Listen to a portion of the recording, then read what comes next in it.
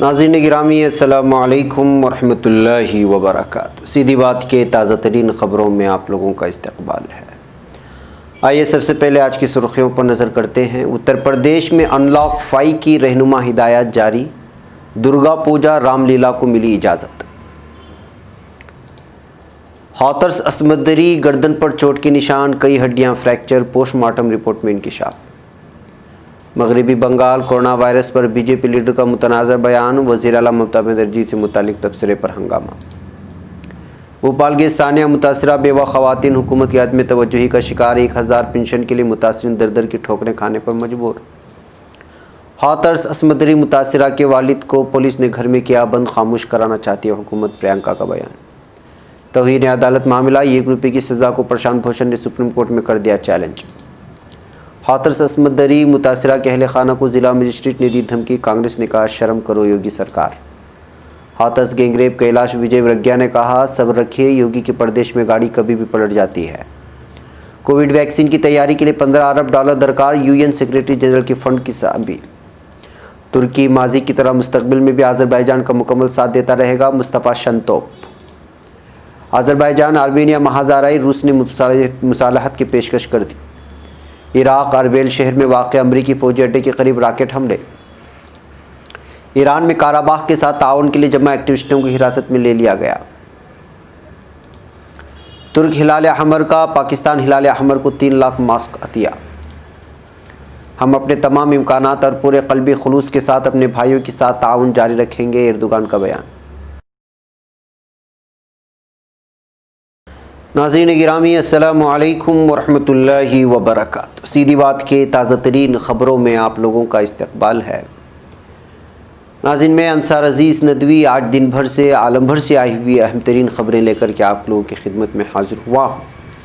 تفصیلات میں جانے سے پہلے میں آپ کو اطلاع کر دوں کہ آج کے دونوں پرائم ٹائم شائع ہو چکے ہیں، جس میں اہم ترین خبروں پر تبصرہ کیا گیا ہے۔ مارننگ پرائم ٹائم کی ابھی تک نوٹیفیکیشن نہیں آئی ہے، جن احباب کو نہیں ملی وہ جائیں دیکھیں، دوسروں تک پھیلانے کی کوشش کریں، لنک کو شیئر کریں۔ ادارے کو مضبوط کرنا آپ لوگوں کی ذمہ داری ہے۔ بہرکیف ناظرین، آئیے پہلی خبر کی جانب بڑھتے ہیں۔ مرکزی وزارت داخلہ کی جانب سے ان لاک 5 کی تازہ ہدایات جاری کرنے کے ایک دن بعد اتر پردیش حکومت نے بھی جمعرات کو نئی گائیڈ لائنز جاری کی ہے، جس کے تحت اسکول اور تعلیمی ادارے اور کوچنگ سینٹر 15 اکتوبر کے بعد مرحلے وار طریقے سے کھولے جا سکیں گے۔ نئی گائیڈ لائنز کے مطابق اسکول مینجمنٹ ضلع انتظامیہ سے رابطہ کر کے اپنے ادارے کو دوبارہ کھول سکتا ہے۔ نئی گائیڈ لائنز کے تحت سڑک کنارے درگا پوجا پنڈال قائم کیے جا سکیں گے، لیکن آمد و رفت کی گنجائش کے ساتھ 100 افراد کے ساتھ درگا پوجا کے انعقاد کی اجازت دی جا سکے گی۔ مورتیاں تو لگائی جا سکیں گی، لیکن مورتیوں کے وسرجن کے دوران کسی جلوس کی اجازت نہیں ہوگی۔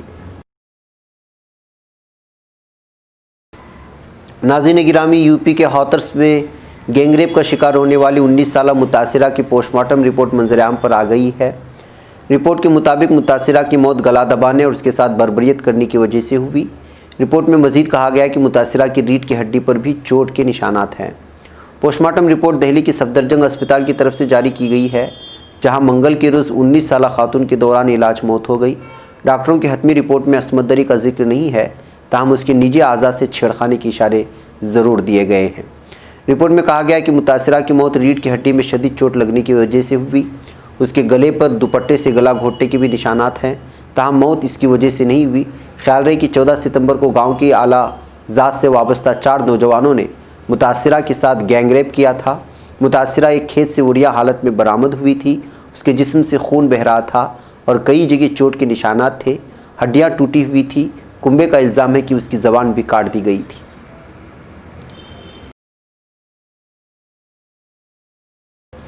ناظرین، کورونا وائرس ایک ایسی بیماری ہے جس نے دنیا کو متاثر کیا۔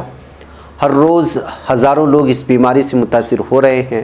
اس خطرناک بیماری سے بچاؤ کے لیے بیداری مہم چلائی جا رہی ہے، لوگوں سے احتیاط برتنے کی اپیل بھی کی جا رہی ہے، لیکن سیاسی گلیاروں میں خطرناک وائرس کو لے کر سیاست بھی تیز ہے۔ ایسا ہی کچھ بنگال میں بھی دیکھنے کو مل رہا ہے۔ بنگال میں بی جے پی لیڈر نے ایسا بیان دیا ہے کہ ہر کوئی حیران ہے۔ جی ہاں، بنگال میں B J P leader Anupam Hazra نے کہا ہے کہ اگر وہ کورونا وائرس سے متاثر ہوئے تو سب سے پہلے وزیر اعلیٰ کے قریب جائیں گے اور انہیں گلے لگائیں گے۔ انوپم کہ اس بیان سے سیاسی طور پر ہنگامہ دیکھنے کو مل رہا ہے۔ وہیں انوپم نے اپنا بیان پر صفائی دیتے ہوئے کہا کہ بنگال میں کورونا وائرس سے مرنے والے لوگوں کے گھروں لاشوں کی بے حرمتی وہ حیران کن ہیں۔ انسانی زندگی کے ساتھ جانوروں سے بدتر سلوک کیا جا رہا ہے۔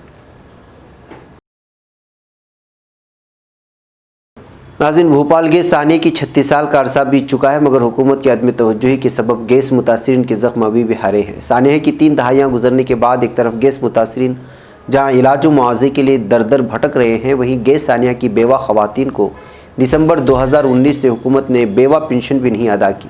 گیس متاثرہ بیوہ خواتین کو پنشن نہ ملنے سے کورونا قہر میں ان کی مشکلات میں اور بھی اضافہ ہو گیا ہے۔ بھوپال کا گیس سانحہ 2 اور 3 دسمبر کی درمیانی رات کو پیش آیا تھا۔ اس حادثے میں رپورٹ کے مطابق اس رات 15,273 لوگوں کی موت ہوئی تھی اور 5,74,000 لوگ یونین کاربائڈ کارخانے سے نکلنے والی میتھائل آئسوسائنائڈ یعنی MIC گیس کے مضر اثرات سے متاثر ہوئے تھے۔ ناظرین، ہاتھرس اجتماعی عصمت دری پر تنقید اور سوالوں کا سامنا کر رہی یوگی آدتیہ ناتھ حکومت پر ایک کے بعد دیگر منمانی اور جابرانہ رویہ اختیار کرنے کے الزامات عائد ہو رہے ہیں۔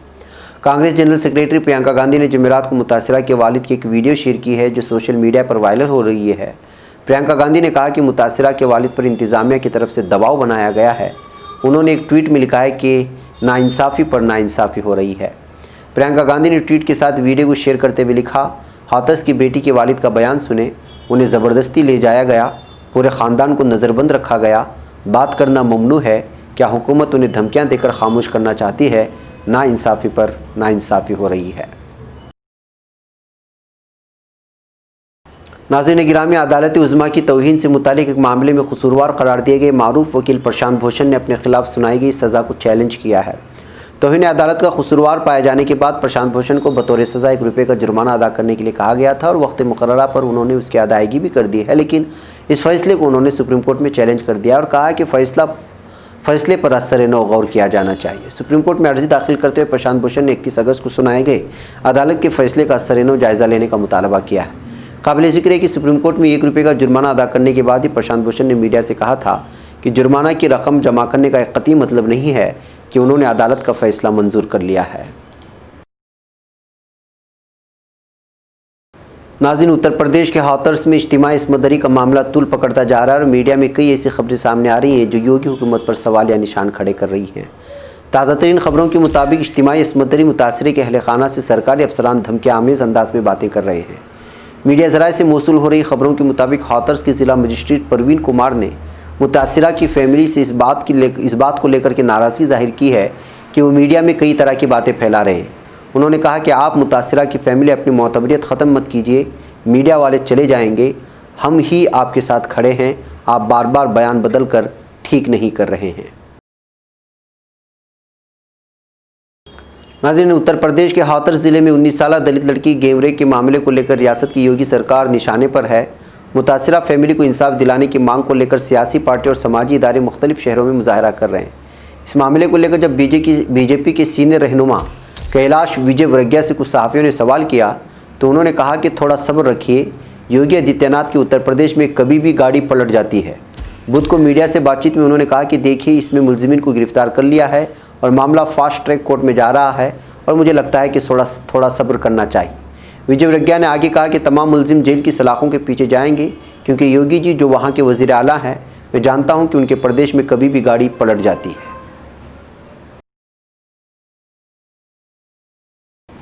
ناظرین، اقوام متحدہ کے سیکریٹری جنرل اینٹونیو گوٹریس نے کووڈ-19 کے علاج کے لیے دنیا بھر میں ویکسین مہیا کرنے کی غرض سے $15 ارب کے فنڈز کی اپیل کی ہے۔ وہ بدھ کے روز کرونا وائرس کی وبا سے متعلق ایک ورچوئل کانفرنس میں تقریر کر رہے تھے۔ انہوں نے کہا کہ کووڈ-19 کی ویکسین کی پیشگی خریداری اور ذخیرہ کرنے کے لیے وسائل کی دستیابی ناگزیر ہے تاکہ اس موقع کو ضائع ہونے سے بچا سکے۔ انہوں نے کہا کہ جو ممالک کووڈ-19 کی تیاری و تحقیق پر کام کر رہے ہیں ان کی معاونت بھی ضروری ہے۔ سیکریٹری جنرل کا یہ بھی کہنا ہے کہ کووڈ-19 کی وبا کو کنٹرول کرنے کے لیے غیر معمولی کاوشیں کی جا رہی ہیں، لیکن اس کے باوجود اس کی تباہ کاریاں جاری ہیں اور گزشتہ ہفتے اس مہلک وائرس سے مرنے والوں کی تعداد 10 لاکھ سے متجاوز ہو گئی ہے۔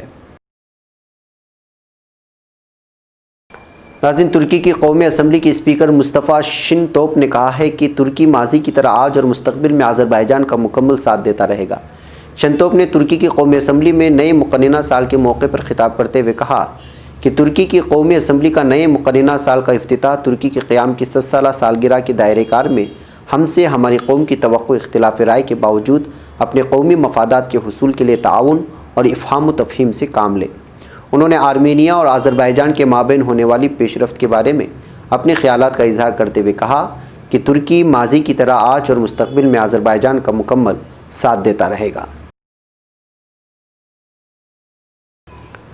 ناظرین، روس نے آذربائیجان اور آرمینیا کے درمیان بالائی قراباغ تنازع پر دونوں ممالک کے وزرائے خارجہ کو مذاکرات کی پیشکش کی ہے۔ آذربائیجان اور آرمینیا کے درمیان بالائی قراباغ کے علاقے پر قبضے کے لیے جھڑپیں تیز ہو گئی ہیں۔ یہ جھڑپیں گزشتہ 5 روز سے جاری ہیں۔ جھڑپوں کے دوران دونوں ممالک کی جانب سے ایک دوسرے کے خلاف مارٹر گولوں اور ٹینکوں سمیت بھاری ہتھیار استعمال کیے جا رہے ہیں۔ دوسری جانب دونوں ممالک نے عالمی برادری کی طرف سے جنگ بندی کی اپیلوں کو مسترد کر دیا ہے۔ روسی وزیر خارجہ سرگئی لاروف نے آذربائیجان اور آرمینیا کے وزرائے خارجہ کو ٹیلی فونک رابطے کے ذریعے ماسکو میں مذاکرات کی پیشکش کی ہے، جس پر آذری صدر کا کہنا ہے کہ جنگ بندی کا سوال ہی پیدا نہیں ہوتا۔ ناظرین، عراق کے شہر اربیل میں ایک امریکی فوجی اڈے پر متعدد راکٹ داغے گئے ہیں۔ ان حملوں میں کسی جانی نقصان کی اطلاعات نہیں ہیں۔ واضح ہے کہ اربیل میں اس نوعیت کے راکٹ حملے بہت کم ہوتے ہیں، تاہم کچھ حالیہ عرصے کے دوران بغداد میں ایسے حملوں میں اضافہ دیکھنے میں آیا ہے، جس کی وجہ سے امریکہ نے بغداد میں اپنا سفارت خانہ بند کرنے کی دھمکی دے رکھی ہے۔ ناظرین، ایران میں ترک اکثریتی آبادی والے شہر اردبیل میں آرمینیا کی زیر قبضہ علاقے کاراباخ کے ساتھ تعاون کے لیے جمع ایکٹیوسٹوں میں سے 11 کو حراست میں لینے کا دعویٰ کیا گیا ہے۔ ایرانی انسانی حقوق ایکٹیوسٹ ایجنسی HRANA کی خبر کے مطابق کاراباخ کے ساتھ تعاون کے لیے اردبیل کے جیراک پارک میں جمع ایکٹیوسٹوں کے خلاف سیکورٹی فورسز نے آنسو گیس کا استعمال کیا۔ خبر کے مطابق سیکورٹی فورسز کی مداخلت کے نتیجے میں منتشر ہونے والے ایکٹیوسٹوں میں سے 11 کو حراست میں لے لیا گیا ہے۔ پولیس مداخلت کے دوران 3 ایکٹیوسٹ زخمی بھی ہوئے ہیں۔ ناظرین، ترکی نے نئی قسم کی کورونا وائرس کے خلاف جنگ میں پاکستان کی مدد کے لیے 300,000 ماسک روانہ کر دیے ہیں۔